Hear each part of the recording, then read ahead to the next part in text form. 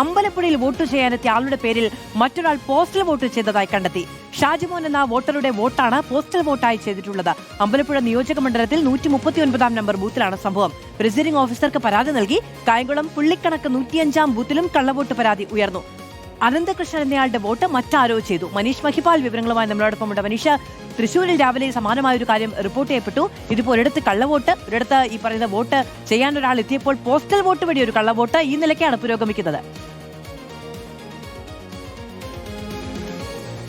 ആലപ്പുഴ ജില്ലയിൽ 3 ഇടത്താണ് കള്ളവോട്ടെന്ന പരാതി ഉയർന്നത്. ഇപ്പോൾ പ്രാഥമികമായി കള്ളവോട്ട് രേഖപ്പെടുത്തിയതായി കണ്ടെത്തിയിട്ടുണ്ട്.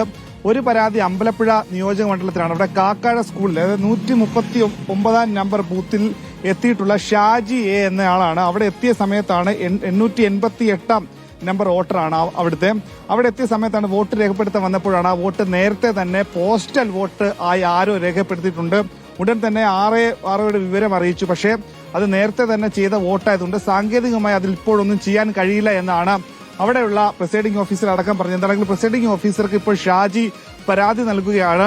അവിടെ ചെയ്യാൻ എത്തിയപ്പോഴാണ് അയാളുടെ ചെയ്യാൻ ഉണ്ടായിരുന്ന ആ രേഖ, അല്ലെങ്കിൽ അവിടെ പോസ്റ്റൽ വോട്ട് ചെയ്തു എന്ന് രേഖപ്പെടുത്തിയിട്ടുള്ളത്. അതുകൊണ്ട് തന്നെ ഇത് പരിശോധിച്ച് വേണ്ട നടപടികൾ വേണമെന്ന് നിലവിൽ ഇദ്ദേഹം ആവശ്യപ്പെട്ടിട്ടുണ്ട്. ഒപ്പം തന്നെ മറ്റു പരാതി ഉയർന്നത് ചെങ്ങന്നൂർ തിരുവനന്തപുരത്തിലാണ്. തിരുവനന്തപുരത്തിൽ കള്ളവോട്ടുണ്ട്. അത് BJP 39 booth president AG Gopalakrishnan vote മറ്റൊരാൾ ചെയ്തു, ഇയാളുടെ വോട്ട് മറ്റൊരാൾ ചെയ്തു എന്നാണ് നിലവിൽ ലഭിക്കുന്ന പരാതിയെ തുടർന്ന് ഗോപാലകൃഷ്ണൻ ഇപ്പോൾ കൗണ്ടർ വോട്ട് രേഖപ്പെടുത്തിയിട്ടുണ്ട്. ഒപ്പം തന്നെ കായംകുളം പുള്ളിക്കണക്കിലാണ് 3ാമത്തെ പരാതി ഉയർന്നിട്ടുള്ളത്. പുള്ളിക്കണക്കിൽ 105 ബൂത്തിലും കള്ളവോട്ടുണ്ട് എന്നുള്ള പരാതിയുണ്ട്. അനന്തകൃഷ്ണൻ എന്നയാളുടെ വോട്ട് മറ്റാരോ ചെയ്തു. അങ്ങനെ 3 കള്ളവോട്ടും പ്രാഥമിക കള്ളവോട്ടായി കണ്ടെത്തിയിട്ടുണ്ട്.